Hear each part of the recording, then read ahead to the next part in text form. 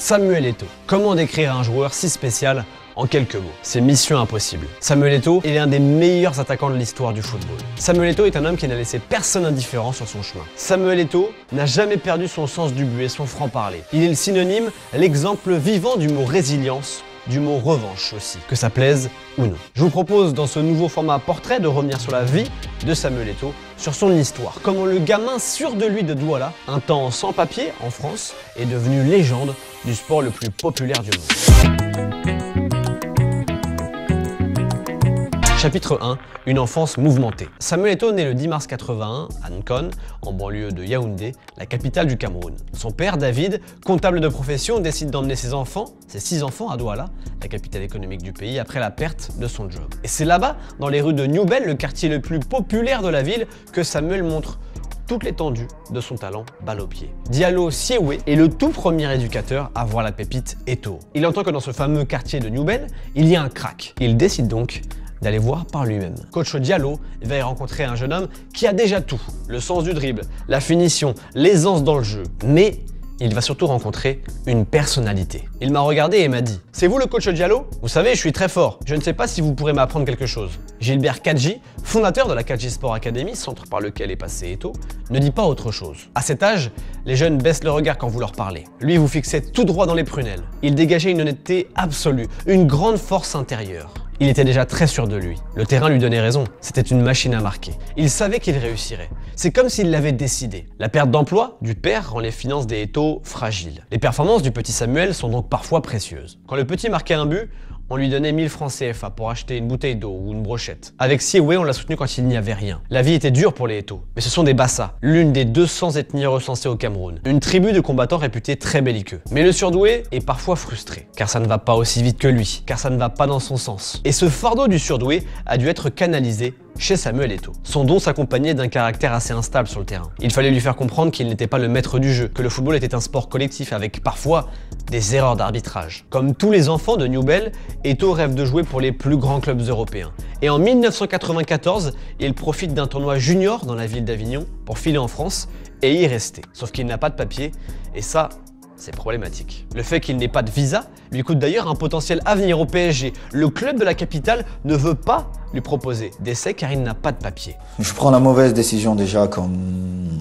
tout jeune Africain ayant le rêve d'aller réussir en Europe, de rester sans papier en Europe. J'arrive avec un visa, et puis un visa, je crois, j'avais 10 jours.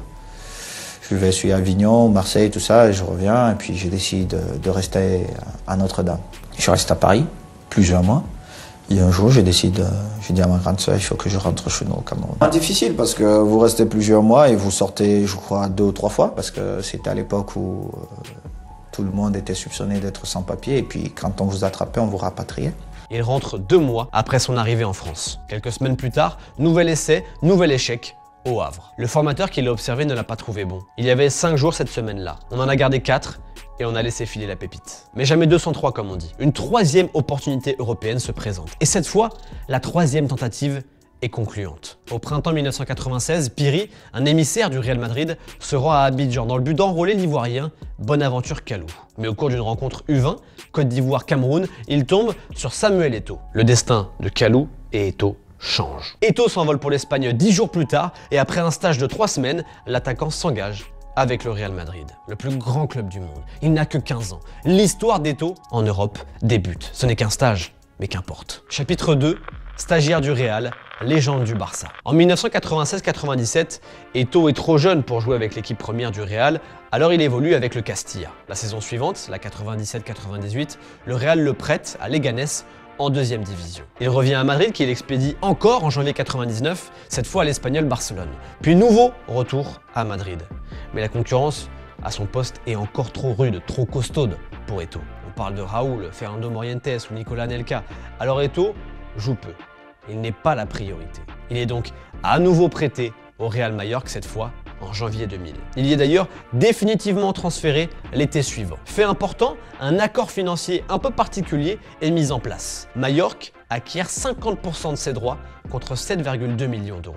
En gros, le Real peut le récupérer pour la moitié du prix ou alors toucher la moitié de la somme obtenue en cas de revente. À Majorque, Eto'o se fait un nom aux yeux de l'Espagne et de l'Europe aussi. Dès sa première saison complète avec Majorque, la 2000-2001, il participe grandement à la 3e place de son club en Liga. En 2002-2003, il empêche les Grands d'Espagne de remporter la Coupe du Roi 2003 qui revient au club des Baléares. Il inscrit un doublé en finale contre les Recreativo Huelva, victoire 3-0. Cette saison-là, il est d'ailleurs particulièrement en réussite contre le Real Madrid, avec 3 buts, 2 passes D, notamment lors d'un quart de Copa où il marque un doublé. Eto'o n'est plus un no-name. Il est même élu Ballon d'Or africain en 2003, avant de remporter l'édition en 2004, 2005 et d'en remporter un 4e et dernier en 2010. La saison d'après, la 2003-2004, est moins aboutie pour Majorque qui termine 11e. À cette époque, l'Olympique lyonnais tente plusieurs fois de le signer, mais Eto'o aurait réclamé 150 000 € de salaire mensuel, une somme que Jean-Michel Aulas aurait catégoriquement refusé d'aligner. C'est donc un autre club qui va s'offrir les services d'Eto'o, non sans mal. Le FC Barcelone parvient à le signer contre 24 millions d'euros, mais a dû batailler pour faire accepter le deal au Real Madrid. Florentino Pérez, déjà président, ne veut pas laisser filer le Camerounais chez son ennemi de toujours et préfère que Majorque le garde un an de plus en prêt. Comme ça, Roberto Carlos obtient la nationalité espagnole, car il a résidé assez de temps dans le pays, et ça libérera une place pour un joueur non européen dans l'effectif, donc pour Eto'o. Mais finalement, après avoir abandonné le deal mi-juillet, le club catalan et Samuel Eto'o se montrent suffisamment convaincants pour faire céder le Real Madrid. Les négociations ont duré 2 mois, avec des hauts, des bas, on se parle plus, etc. Majorque touchera 12 millions d'euros, le Real Madrid, vous avez suivi, pareil. Et au Barça, le mariage prend vite. Il marque pour son premier Classico dans la peau d'un Catalan, gagné 3-0 à Bernabéu, et il marque au total 29 buts en 45 matchs. 5 doublés en Liga, 4 buts en Ligue des Champions. Une attaque Ronaldinho, Ludovic Giuli et lui flamboyante. Bref, Eto'o, ça match direct au Barça. Le Barça termine champion d'Espagne 2005. Eto'o marque le but du titre d'ailleurs à Levante. Et ce, alors que le club catalan n'avait plus rien gagné depuis 6 ans. Avec Ronaldinho, Puyol, Xavi et Deco, Eto'o remet le Barça à sa place. Petit couac par contre lors des célébrations, il dérape en lançant ce chant au Camp Nou.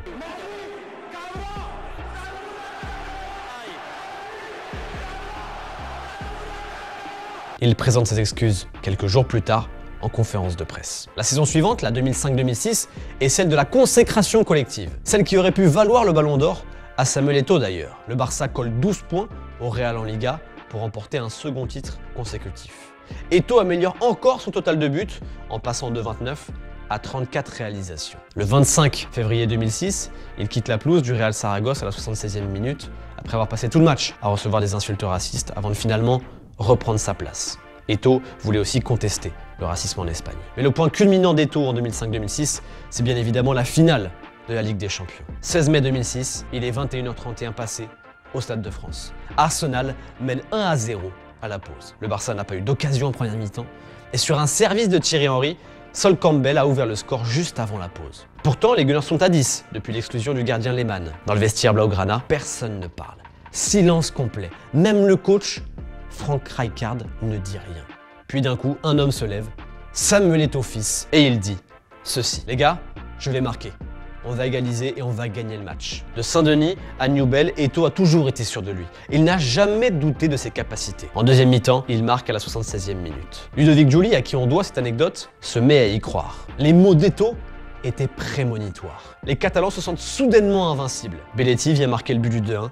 Le Barça est champion d'Europe pour la 2e fois de son histoire. Eto'o entre dans la légende du club ennemi du Real Madrid, le club où tout a failli commencer. Chapitre 3, Eto'o renie Guardiola, guerre d'ego. Pendant sa période barcelonaise, Eto'o a pu assister aux premières loges à l'éclosion de Léo Messi. Lors de la saison 2006-2007, Frank Rijkaard mise d'ailleurs sur un trio Ronaldinho, Eto'o, Messi. Mais Eto'o se blesse et manque 5 mois de compétition. À son retour en février, Frank Rijkaard prétend d'ailleurs qu'Eto'o a refusé d'entrer en jeu à Santander. Le Camerounais lui affirme qu'il avait besoin de plus que les 5 minutes qu'on lui proposait pour se chauffer, il revient de blessure.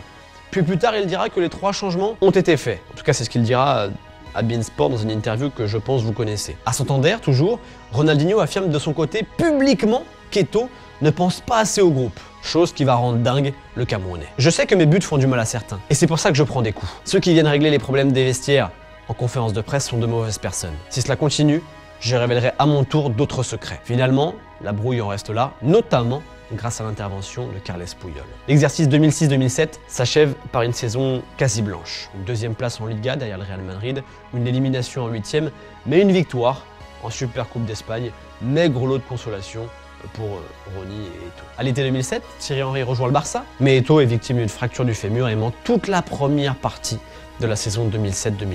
Et malgré l'éclosion de Messi, cette équipe-là du Barça est en fin de cycle. Elle tourne pas bien. Et c'est pas les stats XXL d'Eto'o en Liga, 16 buts, 4 passes D en une demi-saison seulement, qui empêchent le Barça de terminer 3e.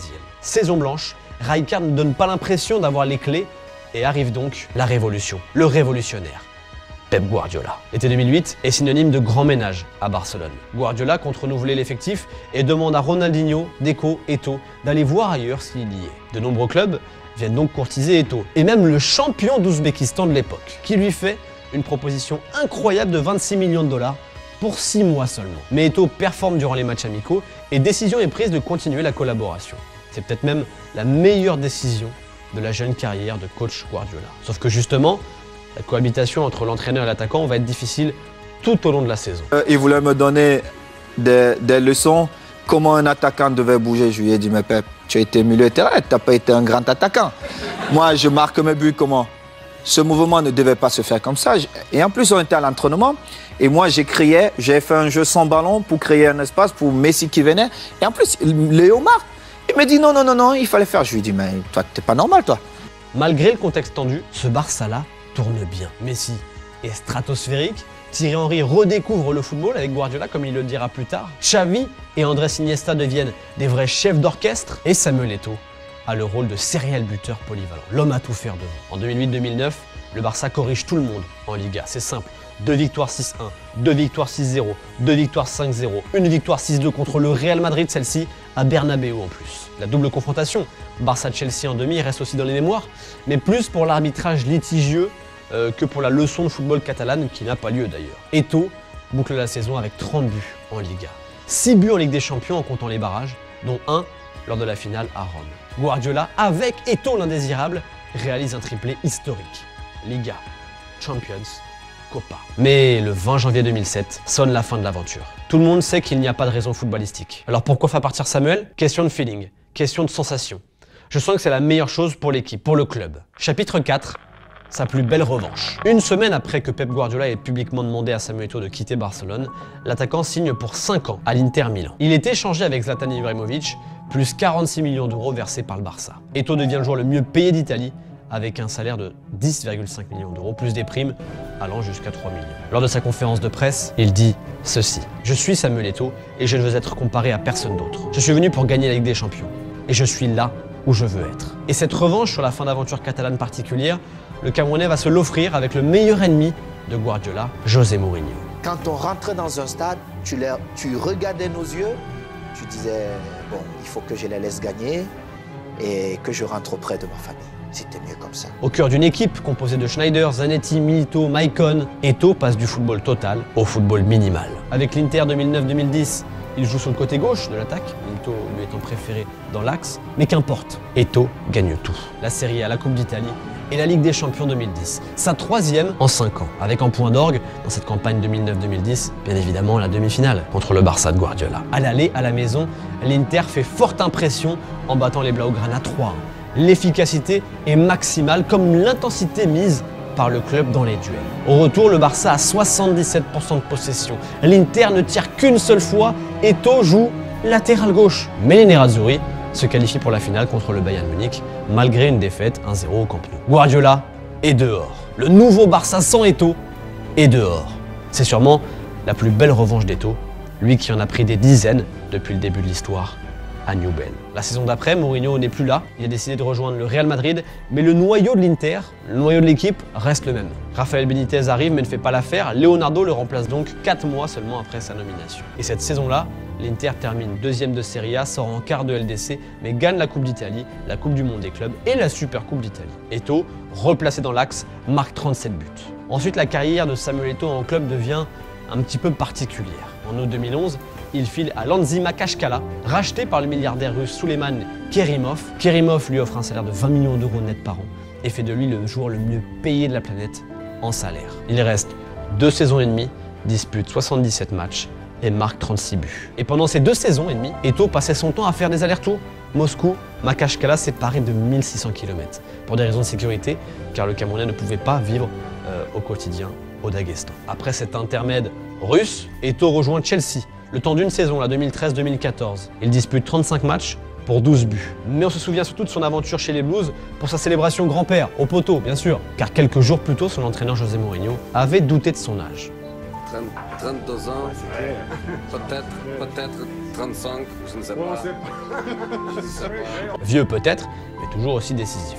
Après Chelsea, Eto'o file à Everton, à la Sampdoria, puis en Turquie, avant de terminer au Qatar en 2019, à 38 ans. Chapitre 5, Eto'o, l'indomptable. Impossible de retracer l'histoire de Samuel Eto'o sans parler du Cameroun. L'attaquant de Douala est une légende des Lions indomptables, malgré les histoires de suspension ou les petits litiges à droite et à gauche. Une histoire qui a vite débuté puisqu'à 17 ans et 3 mois, il était le plus jeune joueur du mondial 1998 en France. Et une histoire qui a aussi vite été couronnée de succès. Il n'a pas encore 20 ans qu'il gagne sa première Coupe d'Afrique des Nations en 2000, en marquant 4 fois, dont une fois en quart, une fois en demi, une fois en finale. C'est bon? Toujours en 2000, il remporte la médaille d'or olympique aux Jeux de Sydney après avoir égalisé en finale et marqué son tir au but. 2 ans plus tard, nouvelle CAN remportée en 2002. Mais ensuite, plus aucun titre. Il échoue systématiquement malgré des stats toujours aussi bonnes pour lui. Il marque 4 buts lors de la CAN 2006 mais perd au tir au but en quart contre la Côte d'Ivoire de Drogba. Il marque 5 buts lors de la CAN 2008 mais perd en finale contre l'Égypte. Et 2 ans plus tard, nouvelle défaite face à l'Égypte, mais en quart cette fois. Et en 2012, le Cameroun ne se qualifie pas pour le tournoi. Eto'o dispute aussi 4 Coupes du Monde, 98, 2002, 2010 et 2014, mais à chaque fois, il se fait éliminer au premier tour. Malgré ses échecs, disons, Eto'o aura marqué 56 buts en 114 sélections. Et il est encore aujourd'hui le meilleur buteur de l'histoire des Lions indomptables. De manière générale, Eto'o n'a jamais cessé de marquer. Il est né pour ça, il était programmé pour ça. Né aussi pour prendre des revanches sur les coups du sort. Né pour être lui-même, quitte à ce que ça dérange. Né pour tenter des choses aussi, quitte à ce que ça dérange aussi d'ailleurs. Il a lancé de nombreuses entreprises, un opérateur téléphonique notamment qui a complètement floppé, une entreprise de paris sportifs nommée Beto qui a floppé aussi. Il a construit plusieurs orphelinats au Cameroun et a essayé de rendre au Cameroun ce que la vie lui a donné. Il est actuellement président de la fédération camerounaise et après son élection, il a défrayé la chronique plus d'une fois là encore, notamment pour avoir frappé un youtubeur algérien au mondial 2022 ou encore pour avoir conclu un partenariat avec une entreprise de paris sportifs. Étonnant, vu sa fonction de président de Fecafoot et les lourds soupçons de trucage de match qui pèsent sur l'entreprise en question. Mais bref, Samuel Eto'o a toujours fait à sa manière. Finalement, Eto'o est la définition parfaite de l'indomptable. C'est la fin de cette vidéo sur l'histoire de Samuel Eto'o. Difficile bien évidemment de tout évoquer, mais j'espère que ce petit retour sur le parcours du Camerounais vous a plu. Si c'est le cas, je vous invite à liker cette vidéo, à vous abonner à la chaîne si ce n'est pas le cas, parce que ça nous aide beaucoup pour faire ces nouveaux formats. Je vous dis à très vite pour une nouvelle vidéo, un nouveau format. Salut les amis!